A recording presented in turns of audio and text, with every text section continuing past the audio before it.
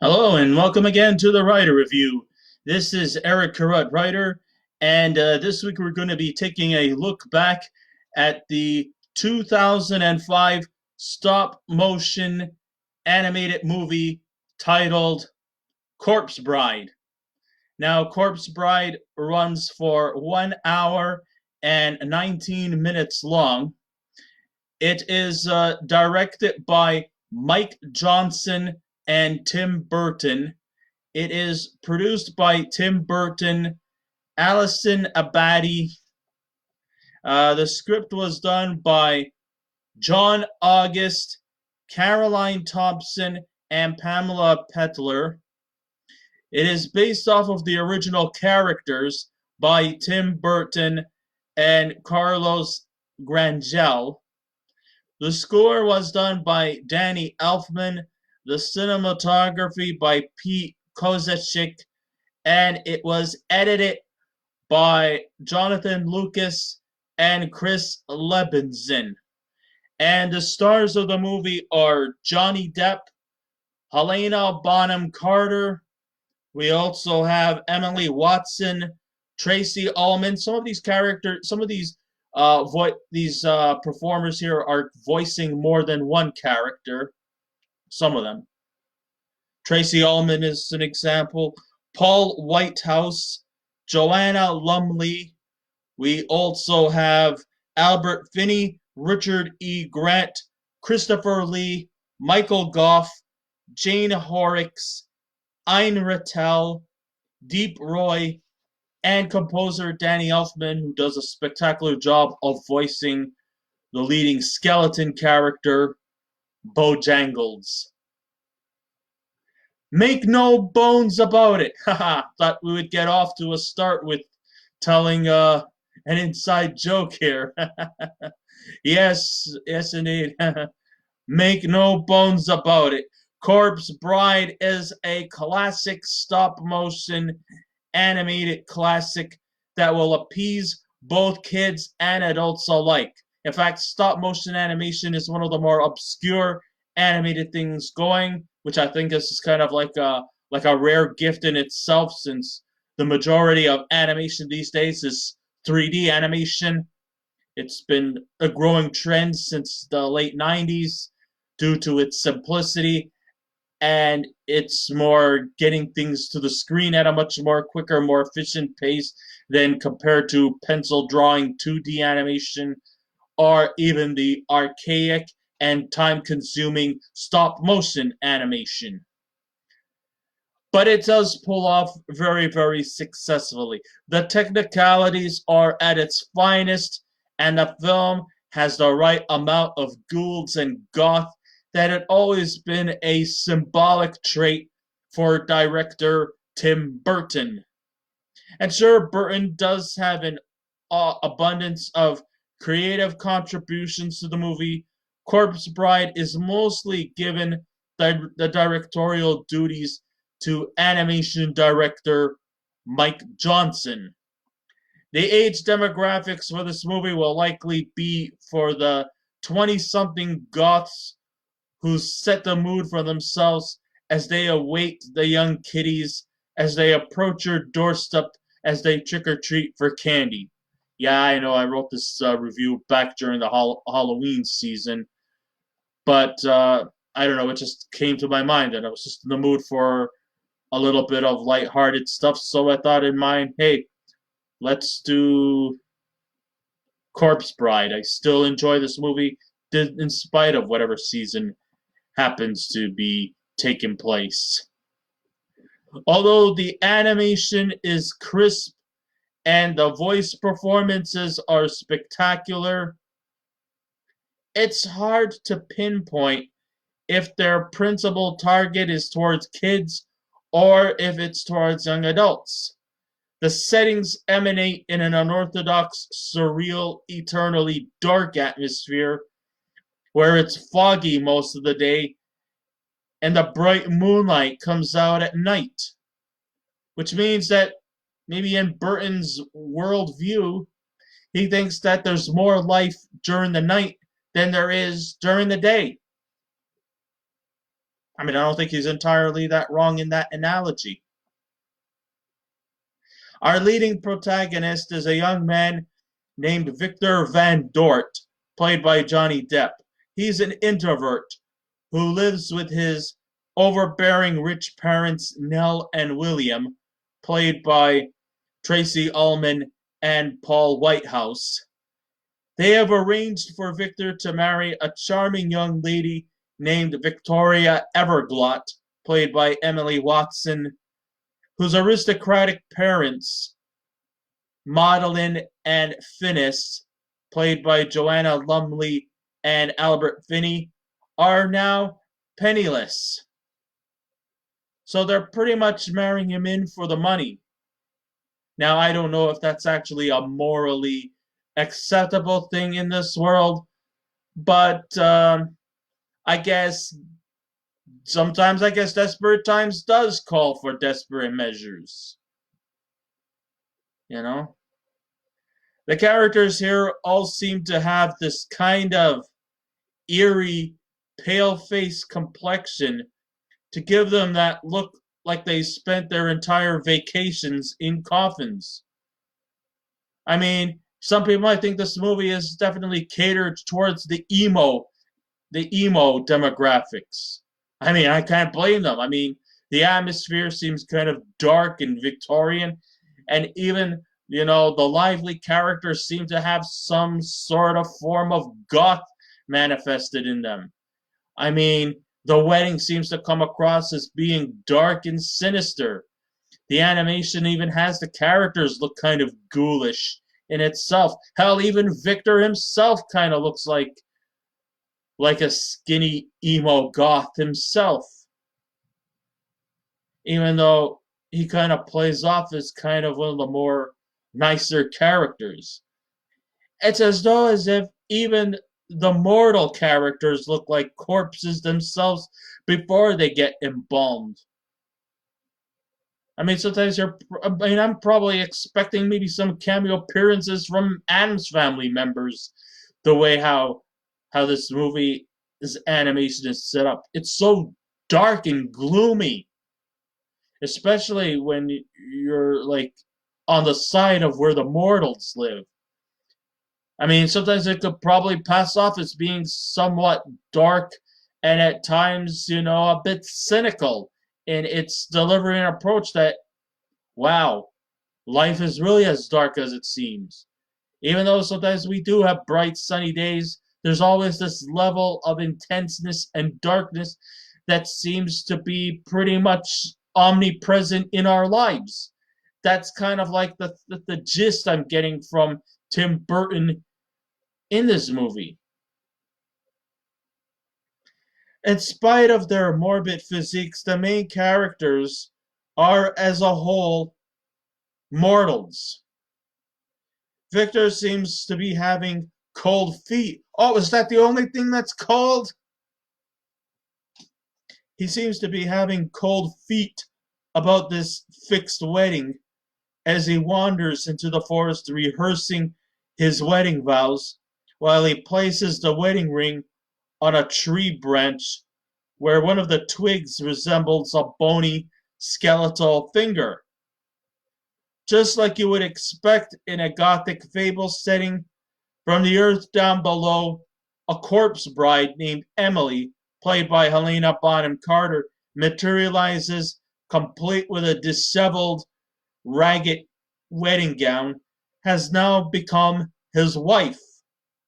Victor finds himself in a predicament as to how he can annul the marriage, or if he should annul the marriage, or if she was the person he intended to marry all along. He's been caught in a crossroads. Does he really want to marry this Victoria? Because they're basically just marrying him in for the money. Seeing the fact that they're maybe part of the aristocracy, but they're still not, rich. They're practically broke. And since Victor's family comes from a family of rich fishmongers, they're just doing it for the opportunity. It's gold digging. That's what it is. It's gold digging. So Victor doesn't even really want to know. I mean, he's not really actually. It's not that he hates. He doesn't hate Victoria, but at the same time, he's not sure if he wants to actually marry her. It's very, very highly questionable. But at the same time, he does not want to hurt this corpse bride's feelings, being to the fact that she wants to marry him. So he's kind of put on a crossroads. Should I marry the deceased, or should I just go ahead and marry Victoria in hopes for a better marriage? Either way, I hope in the end he pulls through. And I hope he can make the right decision. Of course, he may have to go through a bit of a sacrifice to marry a deceased woman. Is that maybe he himself has to actually sacrifice his own life just so that he could be in the life with the corpse bride. So Victor and Emily journey their way into the land down under. And no, I don't mean Australia. Croaky. And it appears that the world down below the graves has more life than in the land of the mortals. In fact, I think the best parts of the movie is when Victor and Emily go in the land of the dead, because in the land of the dead it's practically a non-stop party. Lots of nice loud music, especially jazz and blues. Lots of socialization. These skeletons and these corpses are all full of life. They're just some of the most jolliest creatures going. Definitely far more than these morbidly dark, cynical mortals from our world, but from the world from down below. These guys are partying, free loud music, drinks on the house, drinks on them, drinks on their bones. I'd take that at any time. I mean, this is where the fun comes in. In Burton's warped mind, the afterlife is one big party where the skeletons are grooving to some jazz music hotter than the devil's,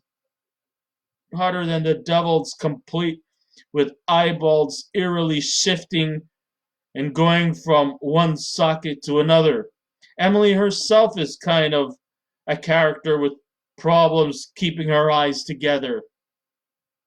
In addition to that, there's also a maggot that lives inside her head and has a striking impersonation of Peter Lorre. Everyone seems inclined with the Dance Macabre light score, along with some haunting tunes by Danny Elfman that seem to have a creepy backdrop that's more played for laughs. The fun scenes occur between the rich Van Dorts and the poverty-stricken Everglots, as each clan has suspicions for one another. William, as a fishmonger, makes good claims that his abode is larger than that of his supposed in-laws and that it's quite chavvy. There's plenty of scenes to get you into the Halloween spirit with all the jazzy skeletons, rotting flesh, and a severed head that serves drinks. Oh, great. Just what I needed. A nice cool drink with a side of head. No, that's terrible. And there's definitely a fine balance that this movie possesses between the humor and the frights. After the much bright and cheery success of Charlie and the Chocolate Factory, Burton decided to counteract his next project to something darker and more eerie, all with great panache. So at the end of the day, I got to admit, in the rare attempts to create a full length animation film via stop motion animation, I got to admit the technicality stuff is pretty good. The voice acting by the cast was also very super well executed, and the characters seem to just fit in very nicely and all. I especially love the night scenes, the scenes in the graves below where everybody is just living free. I mean, no responsibilities, no restrictions or anything like that. Because let's face it, once you die, it's nonstop partying. Because you got no more responsibilities. The human world, believe it or not, we're all full of strict rules and strict regulations. And they love to enforce it upon us. And while we don't always seem to like these restrictions, we have to follow them. But when you're dead,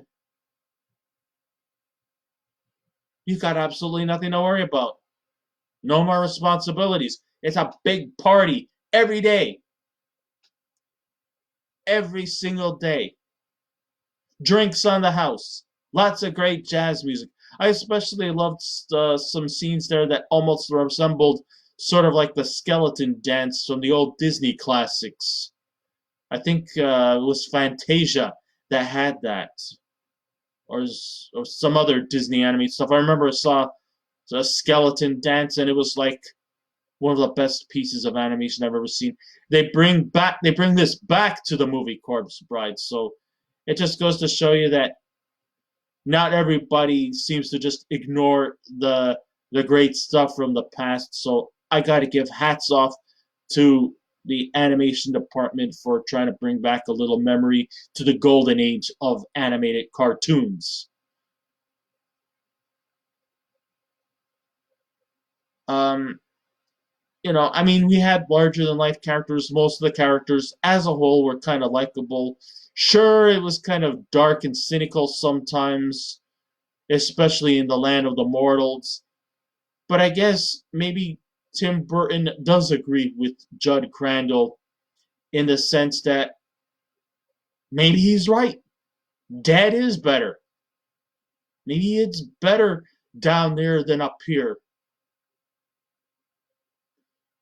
I mean, I've always thought that when you die, all you do is just lie in a box and do nothing but rot.